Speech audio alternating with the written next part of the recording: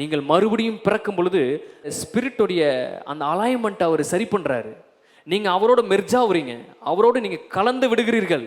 மறுபடியும் பிறக்கும் பொழுது என்ன நடக்குது? நீங்களும் கடவுளும் ஒரே சீராக இயங்குகிறீர்கள். திருத்துவம் அப்படின்னா ட்ரினிட்டி டான்ஸ் அப்படின்றாங்க. அந்த திருத்துவத்தை விலக்கி சொல்றதுக்கு ட்ரினிட்டி டான்ஸ் அப்படின்றாங்க.